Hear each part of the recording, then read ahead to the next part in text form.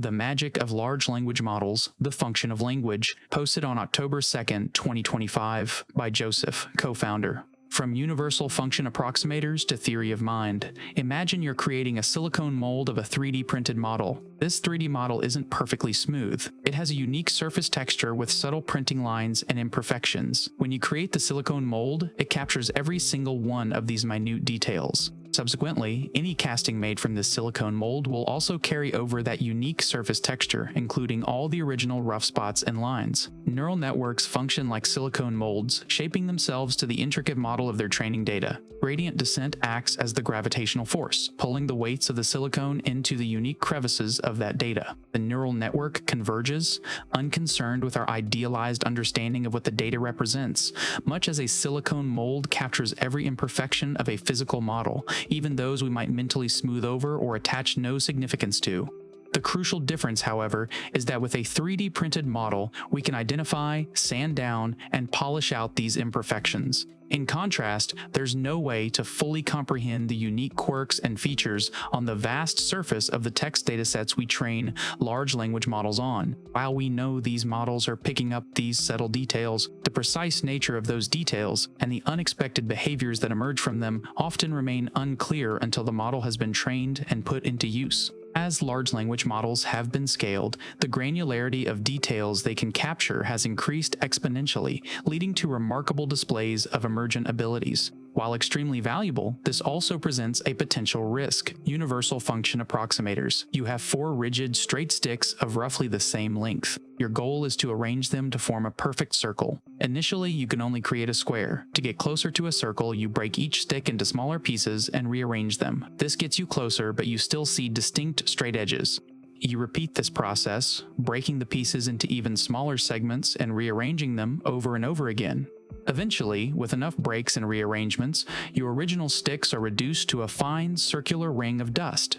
In this analogy, the neural network acts like those sticks. Each stick represents a simple linear function. The process of breaking and rearranging is analogous to training the neural network through gradient descent.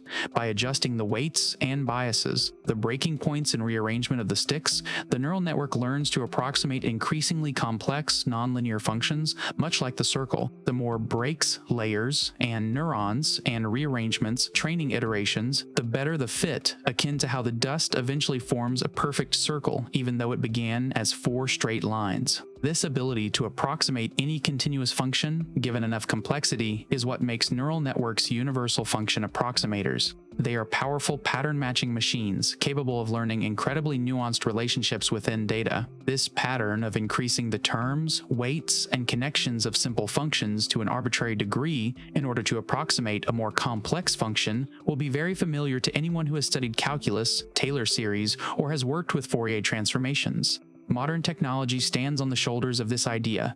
Every signal sent from your phone, every speaker you've ever listened to, and every video game you've ever played has depended on the simple idea that if I get enough of these simple functions together, I've essentially got the complicated one. So what's so different about AI and large language models? The difference lies in 2 key elements.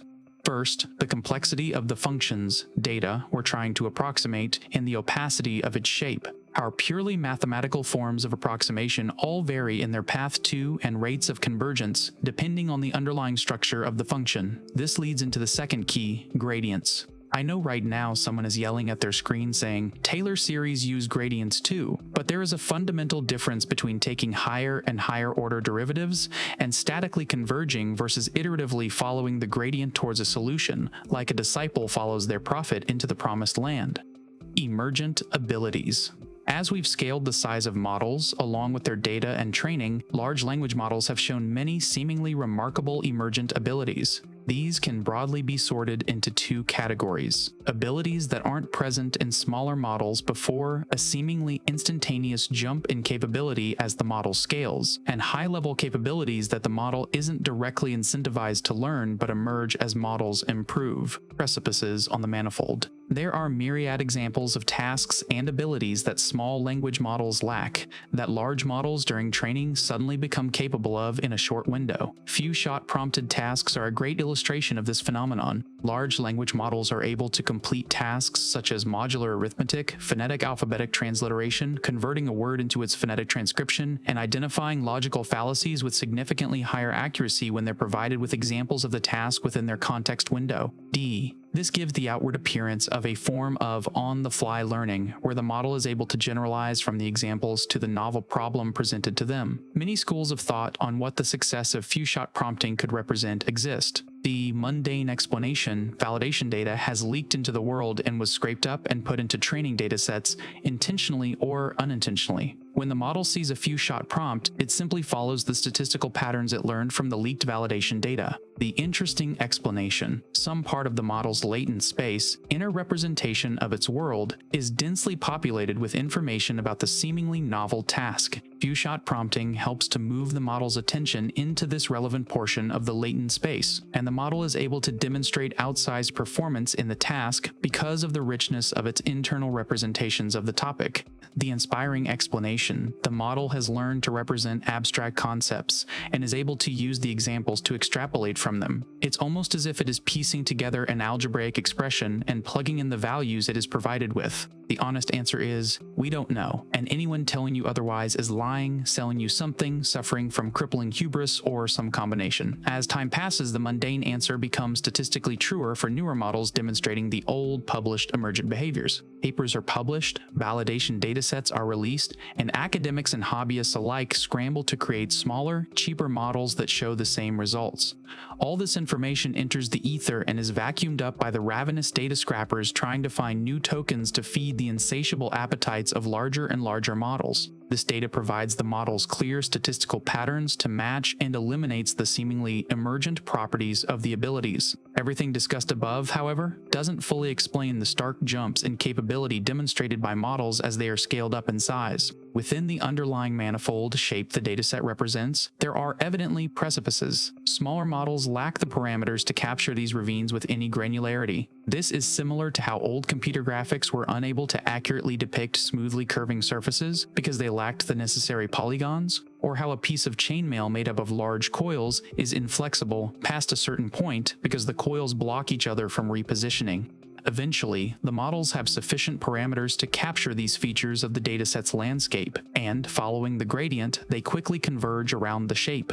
Underlying function of language models have shown aptitude for learning seemingly high-level or unrelated concepts and abilities that aren't incentivized or explicitly targeted. One of my favorite examples of this is when researchers demonstrated that the LLM 2 family of models had learned linear internal representations of both space and time while only being trained on next token prediction of text data. Their internal embeddings, vectors within their latent space, imagine locations within the model's inner world, accurately captured and learned information about the relative positions of geographic locations and the chronological ordering of historical figures, events, and news. The plots above are the result of projecting the latent representations. They're not only remarkable, but also provide insight into how and why language models learn to represent these variables within their weights. The models aren't scheming to learn geography so they know where to launch Skynet from. They're simply identifying information that is statistically significant for being able to mimic human conversations about reality.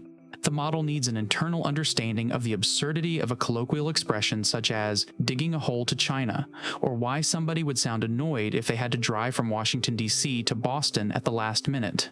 The accuracy of the model's representations also heavily correlates with the density of the populations generating the text that the models are trained on, as evidenced by the higher variance of the geographic points it has for Africa and South America. This could be the result of there simply being more data discussing the areas the generators occupy, or models approximating the median geographical knowledge of them. Another incredible and possibly unsettling talent that has emerged in large language models is their theory of mind. Models have achieved and surpassed human-level scores on theory of mind tasks, such as inferring a speaker's hidden intent, detecting individuals' misrepresentations of reality, and reasoning what one person believes another person believes. However, they still struggle with some tasks, such as detecting social faux pas, almost asking for us to anthropomorphize and empathize with these all-knowing but socially awkward silicon adolescents. A common phrase you'll hear about large language models is that they are just a glorified autocomplete. This is technically true, but misses the point. Models are simply learning to approximate the underlying structure and function of language. Language serves a fundamental role for humanity. It allows us to effectively communicate about our external and internal worlds.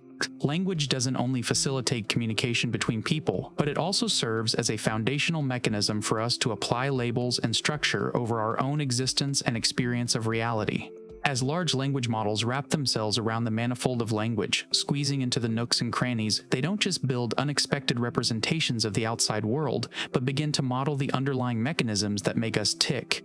Models have been shown to do better when they're complemented or threatened in agentic misalignment. The smartest and most capable models show the highest propensity for self-preservation and willingness to use underhanded tricks. This isn't misalignment, this is what can reasonably be expected from attempting to approximate the function that generates language, that function being humanity. Large language models, as universal function approximators, meticulously shape themselves to the vast and intricate manifold of human language, much like a silicone mold captures every detail of a 3D model. This inherent ability to approximate complex functions, combined with the exponential scaling of model size and data, has led to the emergence of remarkable, sometimes unexpected, capabilities. From sudden cliffs in performance on specific tasks to the nuanced understanding of abstract concepts like space and time, and even the unsettling development of a theory of mind, these emergent abilities underscore the profound implications of models that can so accurately mimic the function of human communication. The previously unimaginable success of large language models is one of humanity's greatest achievements, opening doors for a future where we are able to focus on the work and tasks that bring us happiness and meaning. The nascent melody of AI seems to rhyme with many of the stories that humans have held on to and passed down for generations. Judeo-Christian philosophy teaches that we were made in the image of God, and now we have created gods in our own image. The Titans of Greek mythology gave birth to the Olympian gods. Fearing that one of his children would overthrow him, Kronos devoured them at birth, but his wife saved the youngest son, Zeus, who ultimately usurped him and established a new order. The future isn't dictated by fate, but rests firmly in our hands. What story do you want to be a part of?